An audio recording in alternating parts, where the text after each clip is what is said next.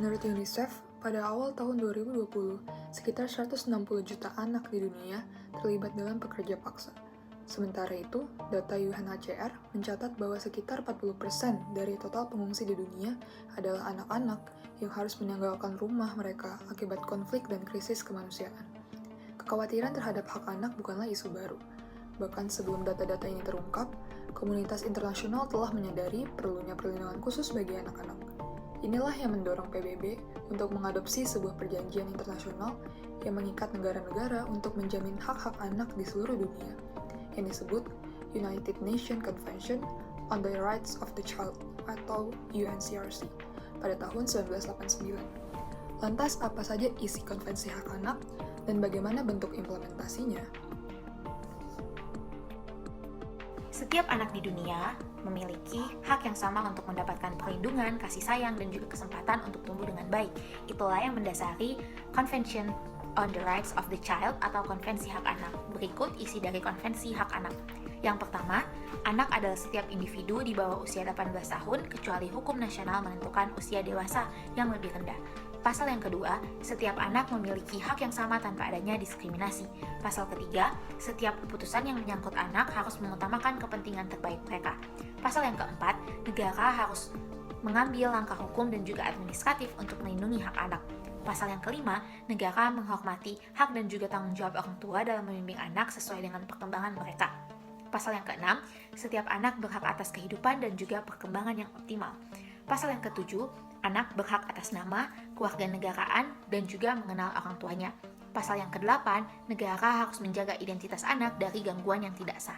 Pasal yang ke-9, anak tidak boleh dipisahkan dari orang tua kecuali untuk kepentingan terbaiknya. Pasal yang ke-10, anak dan orang tua memiliki hak untuk bersama kembali jika terpisah karena adanya kebijakan negara. Pasal yang ke-11, negara harus mencegah penculikan dan juga pemindahan anak secara ilegal ke luar negeri. Pasal yang ke-12, anak berhak menyuarakan pendapatnya dalam segala hal yang mempengaruhi mereka. Pasal yang ke-13, anak berhak menyatakan pendapatnya dengan berbagai cara. Pasal yang ke-14, anak berhak memilih agama dan juga kepercayaannya dengan bimbingan orang tua.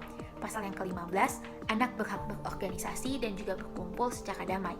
Pasal yang ke-16, anak berhak atas perlindungan dari gangguan terhadap privasi mereka. Pasal yang ke-17, anak berhak memperoleh informasi dari berbagai sumber yang bermanfaat. Pasal yang ke-18, orang tua bertanggung jawab atas pengasuhan anak dengan lingkungan negara. Pasal 18, orang tua atau wali yang sah bersama-sama bertanggung jawab membesarkan anak, dan semua pihak ini perlu selalu mempertimbangkan kepentingan terbaik anak.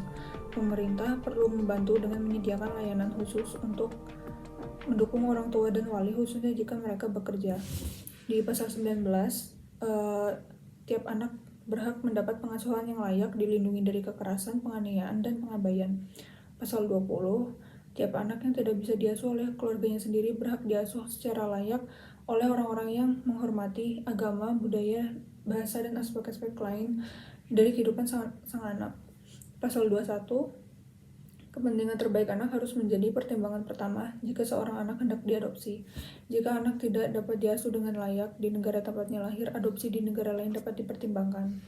Pasal 22, tiap anak yang datang sebagai pengungsi ke suatu negara berhak mendapatkan perlindungan dan dukungan khusus serta semua hak yang sama dengan hak yang dimiliki anak-anak yang lahir di negara itu.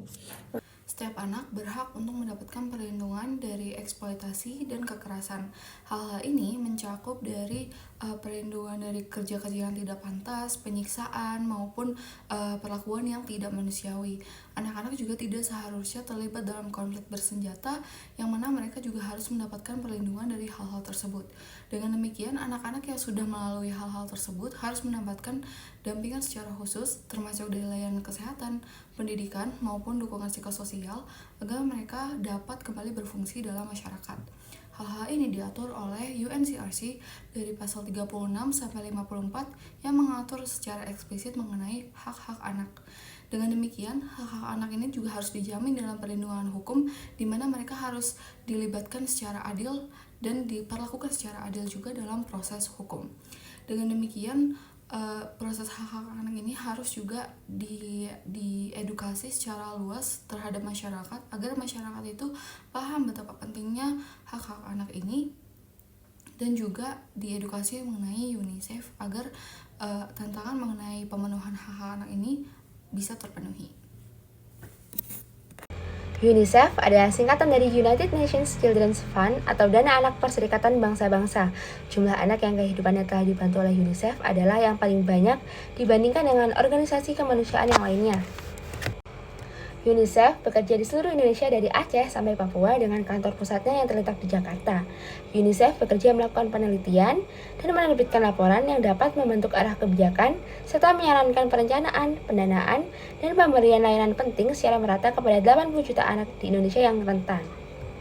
Melalui dukungan yang diberikan kepada instansi pemerintah dan mitra di tingkat daerah, provinsi, dan nasional, UNICEF memastikan agar hukum, kebijakan, dan pelayanan di Indonesia mampu memenuhi hak setiap anak terhadap pelayanan kesehatan, perlindungan, dan pendidikan.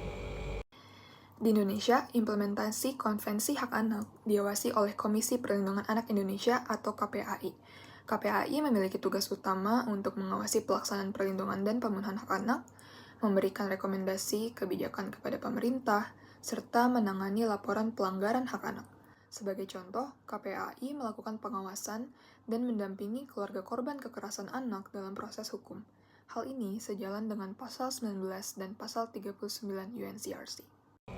Konvenen Hak Anak bukan hanya sekedar dokumen, tetapi juga panggilan untuk bertindak. Mari kita terjemahkan setiap pasal ke dalam langkah nyata, memastikan setiap anak Indonesia dapat tumbuh dan berkembang secara optimal. Masa depan ada di tangan kita, dan masa depan itu bernama anak-anak Indonesia. Semoga penjelasan kali ini dapat memberikan pengetahuan yang menyeluruh mengenai pentingnya hak anak dan UNICEF sebagai salah satu organisasi yang memiliki inisiatif dan fokus dalam memperjuangkan hak anak.